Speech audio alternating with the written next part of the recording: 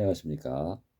동이족 선조의 잃어버린 문자 음문을 가지고 오늘은 명언을 살펴보도록 하겠습니다. 이 구절은 중국 명나라 시절의 처세서인 책은담에 나오는 유명한 문장입니다. 일이 뜻대로 풀리지 않을 때 마음을 다잡아주는 아주 깊이 있는 문장입니다. 이 문장을 통해서 오늘도 힘 있는 하루를 살아가시기 바랍니다. 자, 먼저 은문 성독하도록 하겠습니다. 사초 부여의 변사 불여아지인 즉 원우 자소 라고 되어 있습니다. 자, 이게 무슨 뜻입니까? 한 구절씩 살펴보도록 하겠습니다. 사초 부여의 일이 조금이라도 내 뜻대로 되지 않을 때는 변사 불여 지인 문득 나보다 못한 사람을 생각하라. 즉 형편이 어려운 사람을 생각하라. 즉 원우 자소 그리하면 원망하고 남을 탓하는 마음이 저절로 사라질 것이다. 이런 뜻입니다. 대단합니다. 그리고 또 이 문장 뒤에 붙어 다니는 구절도 있습니다. 마음이 좀 풀릴 때에는 나보다 나은 사람을 생각하라. 그리하면 교만함이 저절로 없어질 것이다. 마음이 좀 풀릴 때, 다시 말해서 일이 잘 될 때는 나보다 더 잘된 사람을 생각하면 막 너무 과도하게 자랑하고 속으로 또 교만한 마음이 올라올 수가 있죠. 사람이기 때문에 그런 마음이 저절로 없어질 것이다. 나보다 일이 잘 된 사람을 생각하십시오. 그때는. 자, 어떻습니까? 일이 잘 됩니까? 그렇지가 않죠.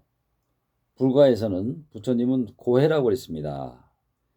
이 땅의 삶은 고해. 쇼펜하우어도 그의 영향을 받아서 인생은 고통이다. 고통을 줄이는 것만이 행복으로 가는 길이다. 라고 얘기한 바가 있죠. 그래서 지금 여기에 걸맞는 예화를 들어보도록 하겠습니다. 당나라 시대 때 얘기입니다. 정말 우울한 한 젊은이가 있었습니다. 신발 때문에 고민한 젊은이였었죠. 당나라 재상이 된 배도의 고사입니다. 중국 당나라 때 신라와의 외교 및 국내 안정을 이끌었던 명재상으로 이름을 떨쳤던 배도의 젊은 시절 이야기입니다. 젊은 시절의 배도는 과거 시험에 연달아 낙방을 했습니다. 집안 형편도 지독하게 가난하였기 때문에 하루하루가 좌절의 연속이었죠. 그런데 어느 날이었습니다. 비가 촉촉히 내리는 날 그는 집신마저 다 뜯어져 맨발이나 다름없는 상태로 길을 걷고 있었습니다.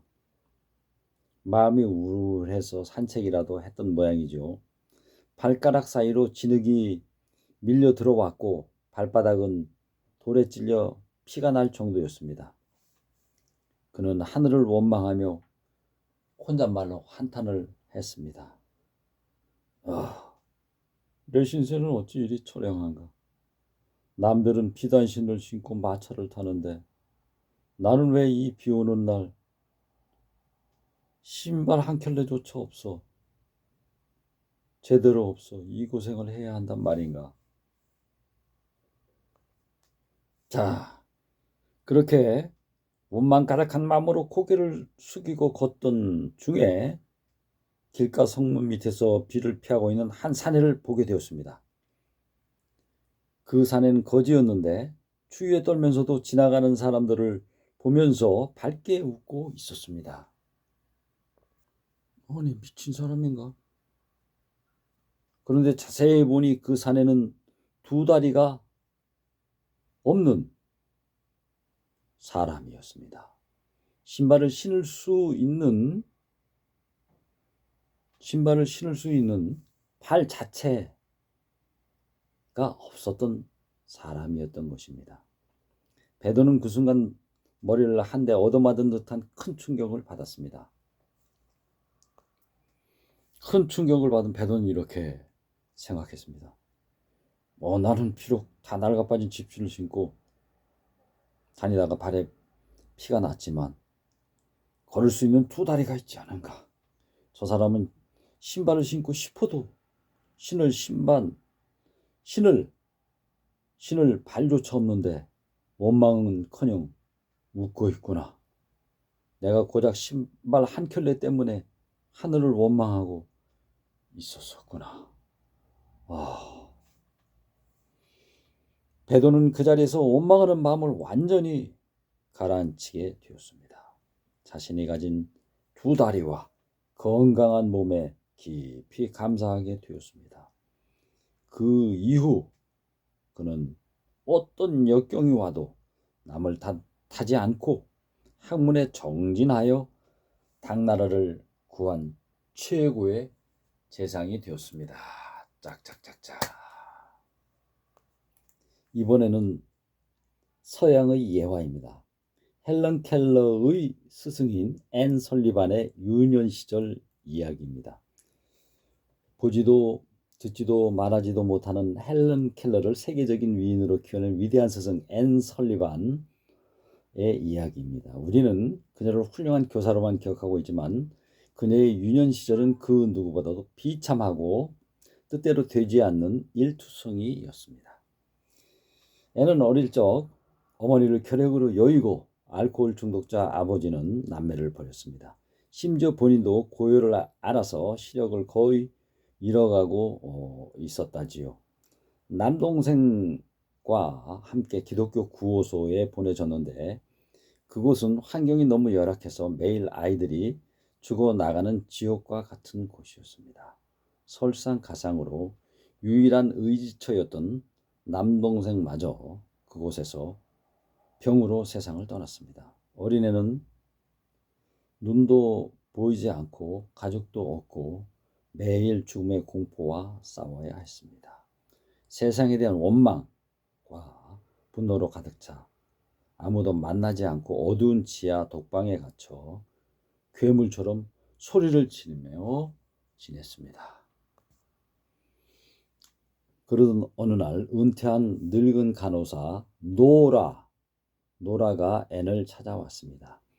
노라는 과자를 들고 와 매일 아무 말 없이 앤의 곁에 앉아 있었습니다. 앤이 소리를 지르고 과자를 집어 던져도 노라는 그저 묵묵히 앤의 손을 잡아주며 기도를 해 주었습니다. 시간이 흐르며 마음 바탕이 서서히 열린 앤은 문득 구호소의 다른 방에 있는 자신보다 더 어린 나이에 온 몸이 마비되어 누워만 있는 아이들을 보게 되었습니다. 비록 자신은 눈이 잘 보이지 않고 외롭지만 스스로 움직일 수 있고 목소리를 내어 소리칠 수 있으며 노라처럼 자신을 안아주는 따뜻한 손길을 느낄 수 있는 온전한 지각이 남아있음을 깨달았습니다. 애는 훗날 이렇게 고백했습니다. 내가 가장 어두운 바닥에 있을 때 나보다 더 처절한 고통 속에서도 빛을 구하는 아이들을 보며 내 안에 원망이 부끄러워졌습니다. 내게 남은 작은 능력을 원망이 아닌 남을 돕는 데 쓰기로 마음먹는 순간 내 삶의 기적이 시작되었습니다. 마음을 다잡은 앤은 열심히 공부해 시력 회복 수술을 받았습니다. 이후 자신과 같은 처지 혹은 더 어려운 처지에 놓인 헬렌 켈러를 만나 인류 역사상 가장 아름다운 기적을 만들어냈던 것입니다. 자, 사초부여의 변사부여아 지인 즉 원우자소. 이 두 예화처럼 일이 꼬이고 원망이 가득 찰 때 내가 가지지 못한 것에서 내게 아직 남아있는 것으로 시선을 조금만 돌리면 마음을 갉아먹었던 원망이 눈 녹듯 사라지고 다시 일어설 힘과 에너지를 얻게 될 것입니다. 구독 감사합니다.